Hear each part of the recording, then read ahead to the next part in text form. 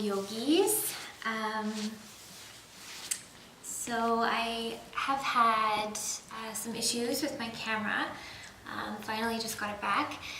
And so I can't find my notes from week 4. So I don't want to, I'm probably gonna overlap a few things between week 4 and week 5. In particular, talking about the breath work and the understanding of the diaphragm as a muscle. That was kind of the main focus of week 4, as well as the outer hip work that was pretty important. And then recapping on last week, what we talked about week 5, Dr. Elen spoke about these idea of referral pain or trigger points, and the understanding that where we feel the pain isn't necessarily where the pain is deriving from in our bodies. So there's all kinds of charts and books and information you can find on that. Your healthcare practitioners and chiropractors can always help with that as well. But you can get all kinds of images online about just to inform yourself a little bit more. We tend to think of where the pain is where the problem is, and that's not always the case. So, so we began on our backs.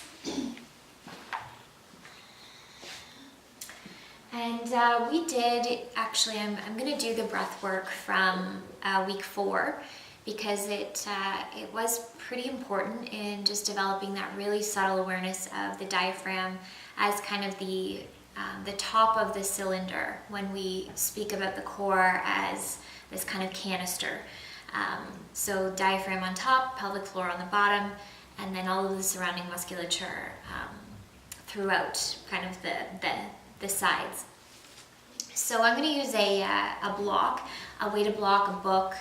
If you do have a sandbag, we used a sandbag in class. I forgot to grab one. It's just a nice way to feel that once we get to that point. So just beginning on your back in a way that feels comfortable. And this session might end up being a little bit longer than the previous ones. Just as I perhaps blend the two classes together. And just allowing the eyes to soften as you drop your focus inwards. It's always nice to maybe have your hands resting in a way that we can feel connection, especially when it comes to developing this awareness of the breath and its ability to move the body.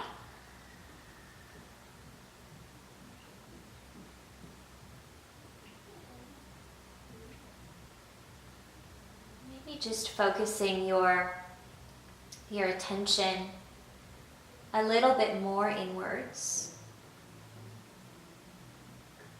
Often our lens is so focused on the outward perspective. So can we just really begin to create a visual of this inner habitat of the body?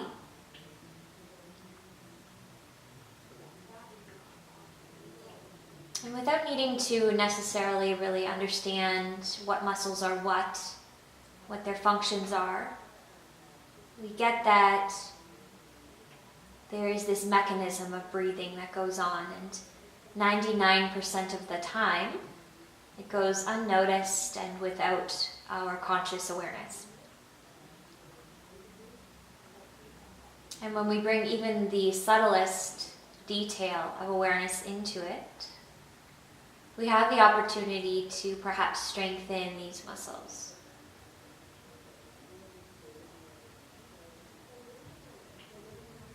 So really very simply, as we inhale, we feel the expansion of the front body and the side body, perhaps even deepening your awareness to feel some expansion in the back body.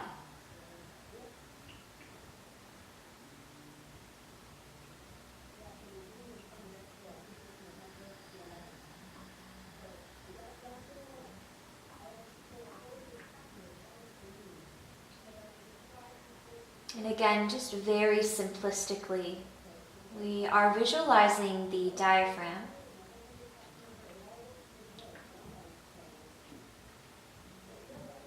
and its housing point kind of tucked up under the ribs.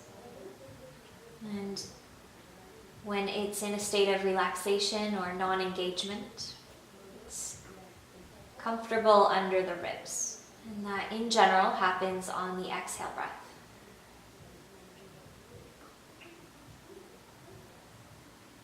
So the diaphragm's contraction or engagement or strengthening component happens when we inhale. So as we inhale, the diaphragm leaves its housing, kind of like a parachute, often described that way, and expands down into the abdomen. And that's where we feel this lift. It's a combination of the diaphragm expanding and the abdominal contents needing to find somewhere to go. And as we exhale, we feel these muscles, so the muscles in the front of the belly, perhaps contracting, while the diaphragm relaxes back up into its housing underneath the ribs.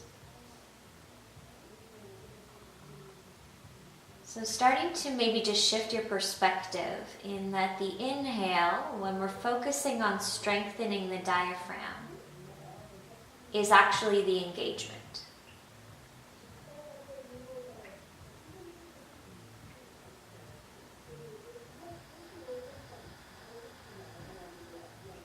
And we can work kind of symmetrically with the diaphragm and the pelvic floor, finding the contraction of the pelvic floor, the engagement, the strengthening, very subtle engagement of the pelvic floor on an exhale. So can we maybe just create this image of the canister? The top on the inhale gets the strengthening. The bottom on the exhale gets the strengthening. As you just draw the deep structures of the pelvic floor up and slightly back. And there's going to be a tendency here to over-clench in the glutes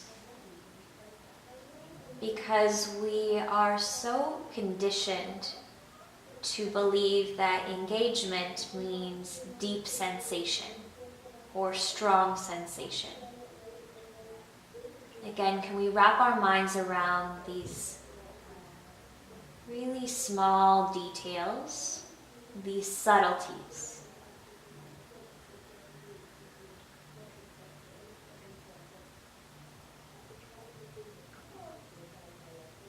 And just spending another 4 or 5 breaths there.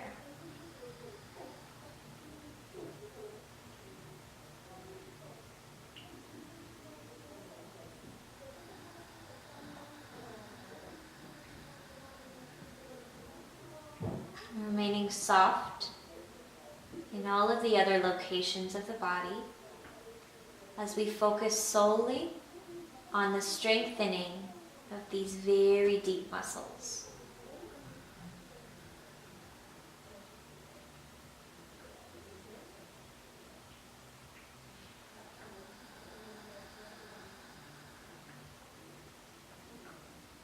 And whenever you're ready, you can gently just release and begin to invite some movement into the body, whatever that looks like for you at the moment.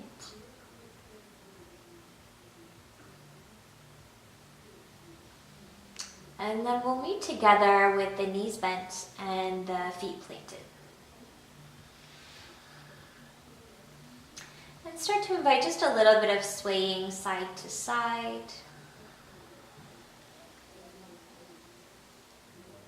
Just calling a little bit of attention to the areas of the low back and the outer hip. The the inner thighs, anywhere that's maybe speaking clearly to you at this time.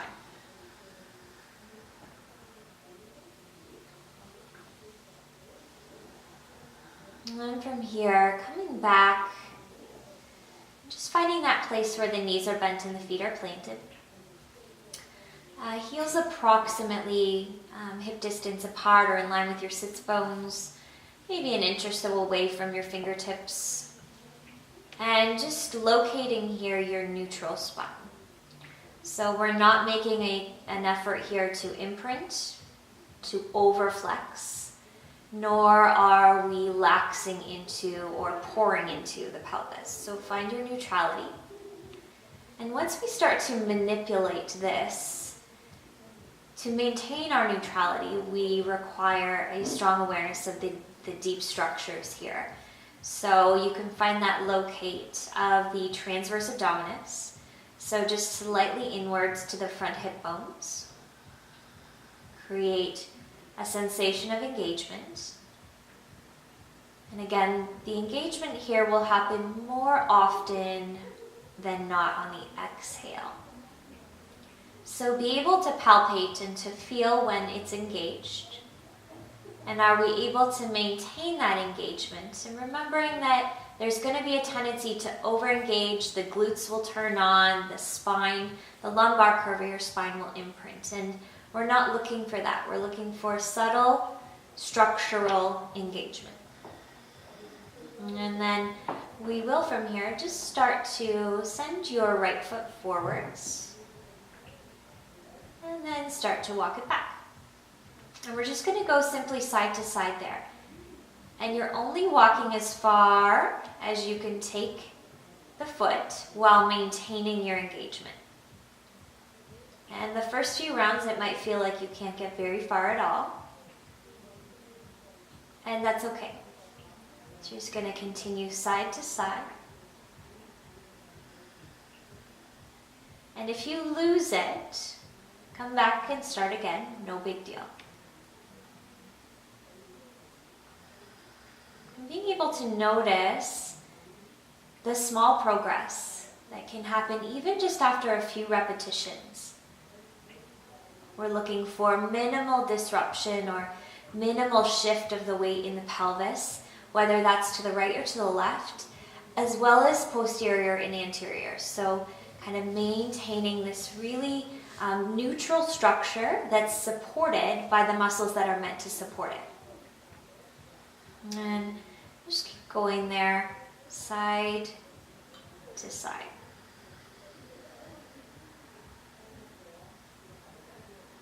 Maintaining the stability. And if you get to a point where this feels relatively easy for you, I think we did this in class with kind of 2 separate rounds. But for yourself at home, you have the option to instead, I would take a second and just kind of massage out the low back and get a little bit more movement and hydration going through the hips. And then instead of having the grounded foot or the not moving foot planted, we would have that leg lifted. So there is an abundant and more amount of awareness here required. So it's the same, forwards and back. And I would stick with just working with one side so we don't have to continually swap feet down. So just work with one side.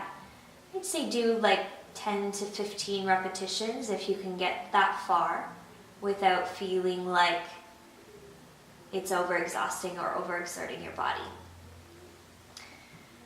So go ahead with just a few rounds of that, and then eventually finding your way to the knees bent again and the feet planted.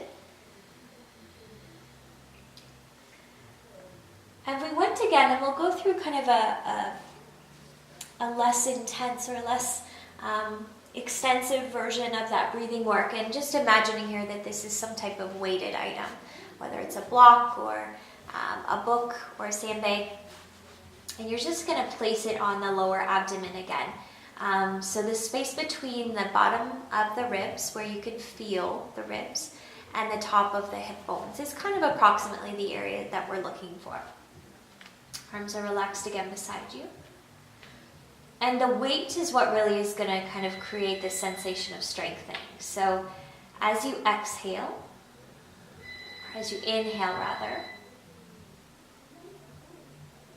you're feeling just the soft requirement of the inhale, the contraction of the diaphragm, to lift the pelvis, or to lift the block rather, or the weight.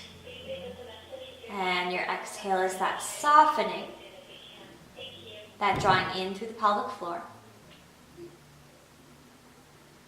And then again, same, inhale.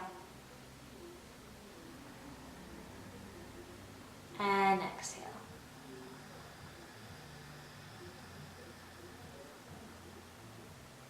And really taking your time to create that platform of awareness that is really basic and really small and really simple. Not about big movement, not about big breath, not about strong sensation. Wrapping your mind around the little intrinsic details.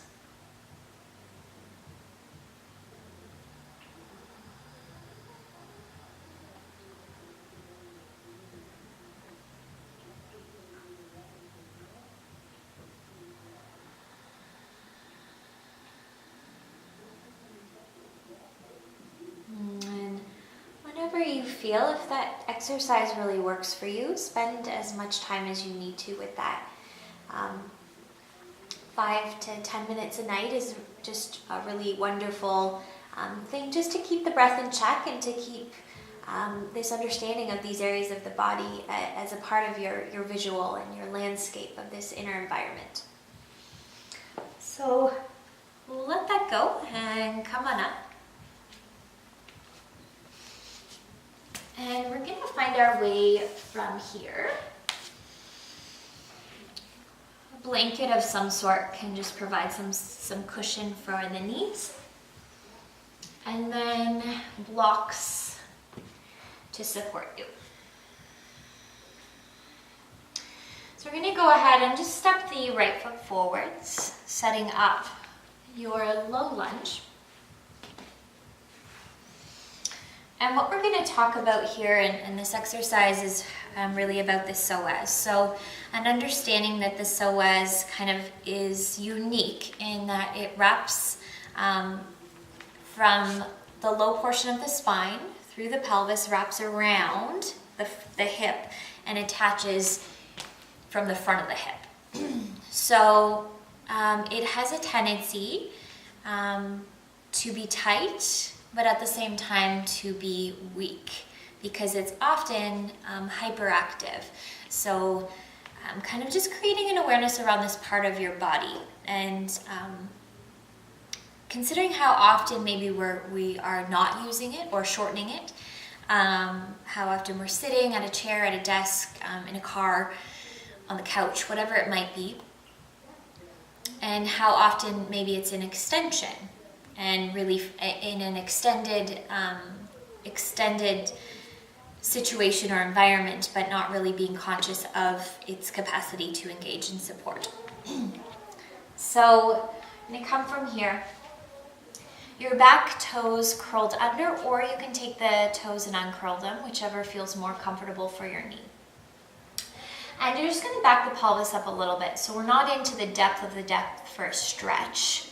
We want to kind of find a place where we feel we can maybe connect to this area of the body. So the cues here, and we've done a number of things from this position, and this just goes to show how the cues can really change the experience and the focus. So the cues last week were to press that left knee into your yoga mat, so root it down, and at the same time imagine that you could eccentrically pull the knee forwards, and then soften out on an inhale. Knee down, pull forwards on an exhale. Release on your inhale. Press the knee down and pull forwards on your exhale. Release on your inhale. Knee down, pull forwards on your exhale. So you have the option to continue with that. If you're just kind of getting used to what that might feel like. It's fairly subtle. We're not looking for depth. You're gonna feel the inline of the right thigh, probably deep in the groin, also turning on. And you're probably gonna wanna try not to get quite to that point. So it's probably just before you start to feel the fatigue there that you're actually getting the engagement. And if it feels suitable for you, I want you to find a hold in that. So exhale, knee down, pull it forwards. Find your support, maintain it, and take your hands onto your thigh. So we have the psoas in extension, we're stretching it, but we're also contracting it or asking it to be strong and stable. So it's a muscle that we're not looking for overabundant amounts of elasticity at all, and it's not meant to be, but it does have to have some suppleness. And then we'll gently let that go. Release and step it back.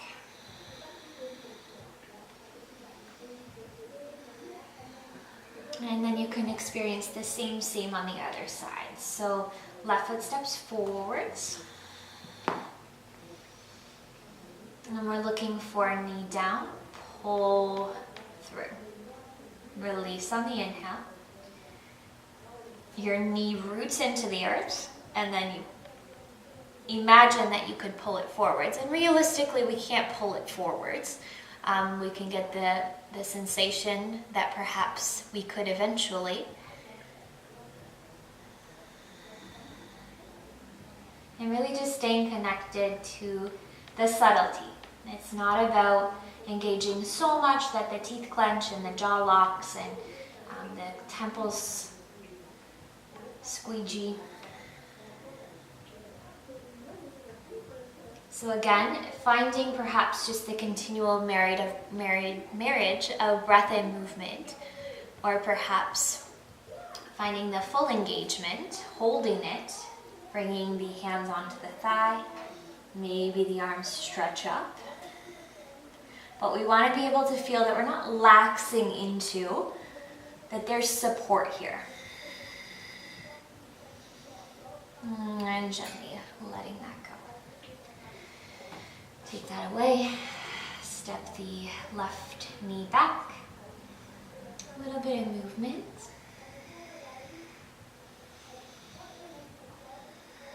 And we'll come back to center. And just set that down. A little bit of movement through the spine.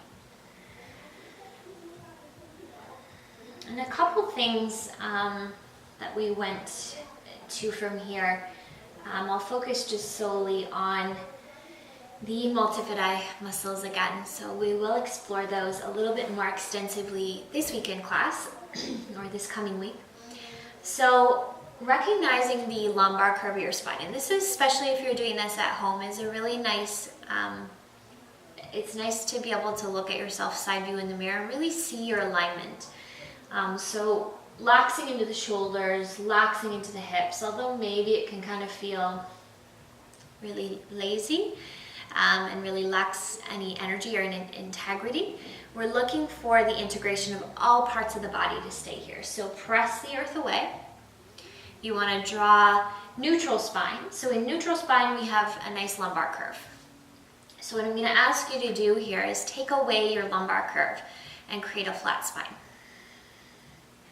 And what that should result in, and we're not looking to create a flat spine, but we're looking to fire the muscles that perhaps could support a little bit more deeply in the event that they need to be a little stronger. So it's a nice option, if it feels okay for you, to take one hand away and maybe just feel the accessibility here. To press into, and we're not looking to overly flex the spine either. We're simply looking for flat spine. And then from there, you can take your left arm and reach it forwards. And what that should result in with the left arm forwards is you'll feel the left side of your lumbar curve turning on. And it's very subtle, and perhaps it takes a few rounds to really connect to it all.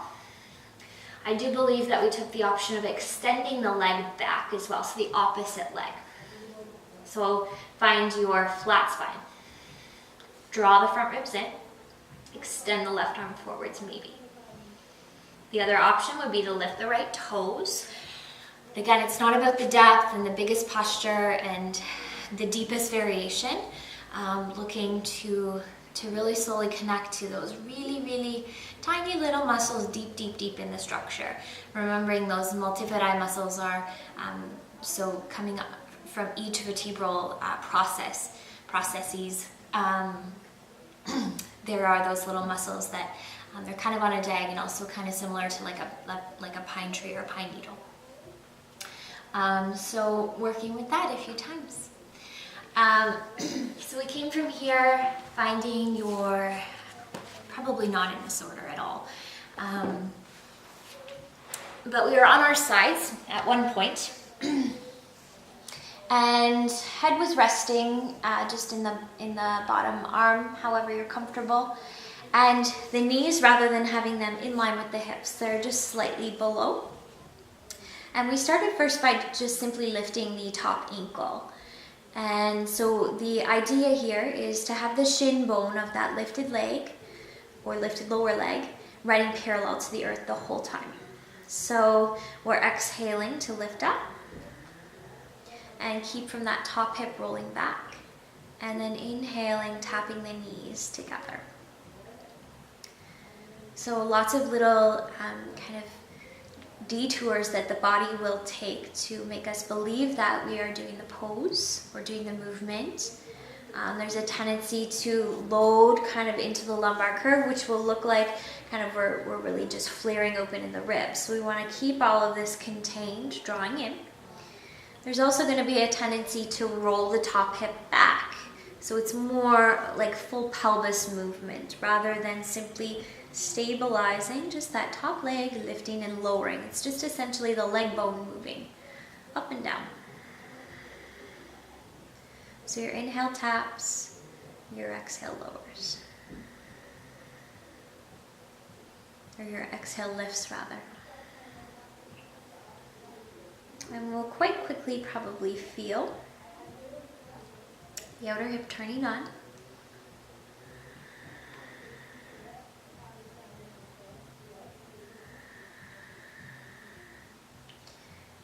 And probably taking a moment to just pause. And again, it's not about how high you lift at all. We're looking to keep that shin bone running parallel to the floor. And it should feel fairly fiery in the top outer hip. You can lower it down and roll over onto your back. Take your figure four stretch. It can feel nice. And then you can swap sides with that. I'm not going to cue you through the other side, so if you just want to hit pause on that, you totally can. And then from here, we're going to do a couple of things standing at the wall. So there will be a combo here of what we did the first week, or the fourth week, and what we did the fifth week, because there was two standing things that I do think are pretty important. So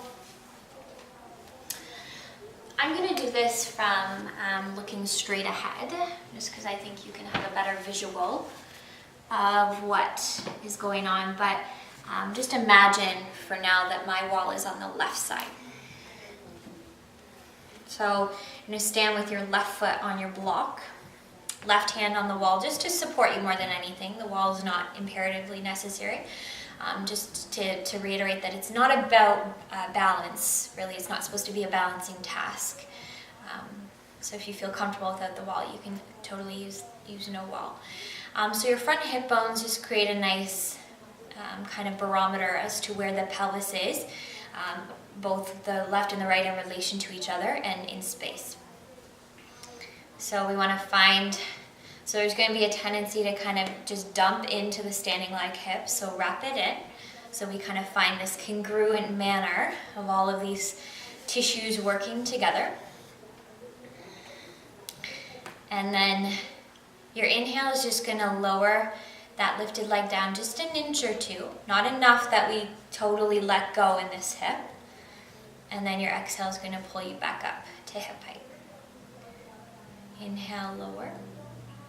Exhale and lift. So your hands are, especially even if your left hand is on the wall, your right hand on your hip bone, you're able to feel the movement up and down. And when I say 1 or 2 inches, 2 inches is the very most that you'll need here. And it might just be ½ an inch. The smallest little movement is going to be enough to spark these muscles.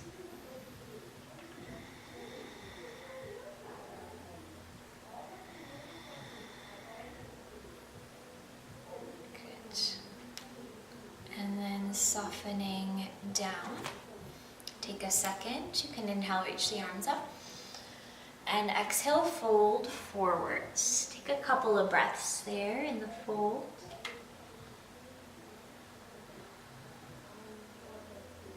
And then slowly coming back up, soft bend to the knees as you roll up. And we'll go same on the other side.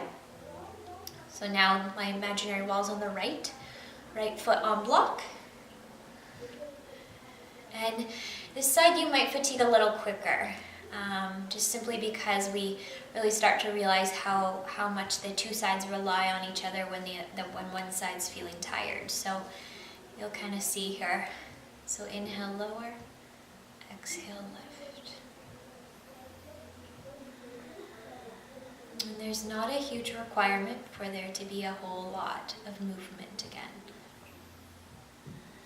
Watching though, again, the tendency to kind of do something like this is exaggerated. And I'll show too from the side view, there's a tendency as well to kind of load into the low back. So you want to keep that nice and strong. And it's like you're moving just up and down a wall. So it's not huge movement at all, even though that will still fire something in there. Just very small, very subtle, just to get those standing leg outer hip muscles turning on. And then last week, we did something to try to connect to the QL, quadratus lumbar. So it didn't work necessarily for everyone, and we'll explore another option for that this week. But I would suggest that you have something that helps you to feel supported, some type of setup, whether it's blocks or something of some sort. So you're going to have the wall behind you, just again as a support. Your standing leg, so we'll go, let's say on the left leg. The toes will be facing forwards with the razor blade or the baby toe side of the foot running parallel to the baseboard. And you're 3 or 4 inches away, depending on how much glute tissue you have. So from there, you're going to come down. And we're looking for, again, if you've got some tight hamstrings here, your best effort to keep the hip open. Leg to be as straight as possible. We don't want any knee pain. And your lifted leg is active with the toes turning out. Arm reaches to the sky. You can keep your right hand on your right hip. So again, our focus here is the top side body. So finding just this natural kind of containment in the waist. So again, you're not loading into the low back. You don't feel any pressure or compression, any type of descriptor in that way in the low back. And even to hold it, you should feel it, really.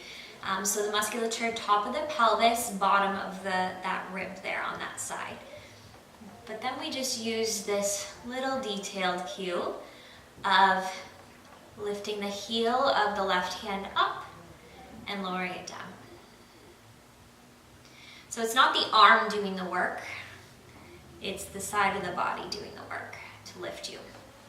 And it shouldn't take much to get those muscles to fire. And then same on the other side. And I would take your time with that. Don't let it be something that needs to feel stressful. maybe just a couple of repetitions, but again, remembering that that lift is coming from the side of the waist. So I'm gonna leave us with that for now. I'm gonna kind of catch up and fill in the blanks for week 4 when I can locate those notes. I believe they're at home, so I apologize, but this should be, no matter what order you do these things in, they're all pretty broken down, and they all pertain to the health and the wellness of the muscles of the back and the spine. So thank you so much, and we will see you guys tonight actually. So namaste. Thank you.